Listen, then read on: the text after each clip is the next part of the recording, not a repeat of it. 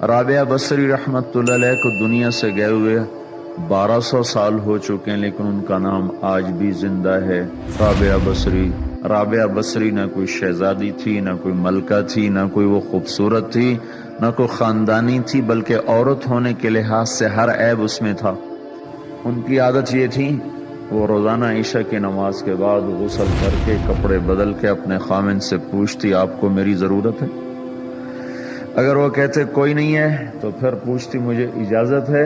وہ کہتے اجازت ہے تو پھر مصلی پہ کھڑی ہو جاتی ہے اور فجر کی نماز تک مصلی پر کھڑی رہتی تھی۔ ان کا خامن جلدی فوت ہو گیا، جوانی میں ہی بیوہ ہو گئی۔ تو حسن بصری بصرہ کے امام، کیا سارے مسلمانوں کے امام تھے، وہ خود آئے، خود چل کے آئے کہ میں آپ سے شادی کرنا چاہتا ہوں۔ وہ کوئی شادی کا شوق نہیں تھا ان کو، وہ تو اولاد کے قابل نہیں، شکل صرف ان کی نیکی اور ان کا جو اللہ سے تعلق تھا، ان کو یہ لالچ ہوا کہ یہ میری بیوی ہو جائے تو اس کی طفیل شاید میری بخشش ہو جائے۔ تو ان کے پاس آئے، کہنے لگے رابعہ میں آپ سے شادی کرنا چاہتا ہوں، خود پیغام لے کر آئے۔ تو انہوں نے فرمایا میری 4 باتوں کا جواب دے دو تو میں شادی کر لیتا۔ کہنے لگے کیا؟ کہ یہ بتاؤ میں جنتی ہوں کہ دوزخی ہوں؟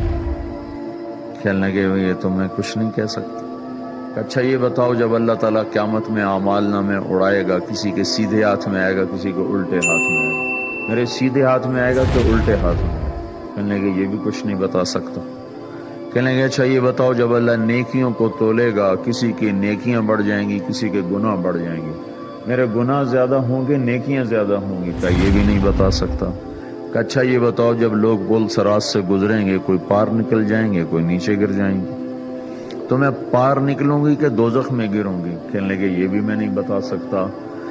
تو پھر فرمایا اچھا جاؤ مجھے تیاری کرنے دو، مجھے ان 4 باتوں کی تیاری کرنی ہے، میرے پاس شادی کے لیے وقت کوئی نہیں ہے۔ جو اللہ سے دوستی لگا لیتے ہیں اللہ دنیا ان کے لیے مسخر کر دیتے، اللہ دنیا ان کے پاؤں میں ڈال دیتے۔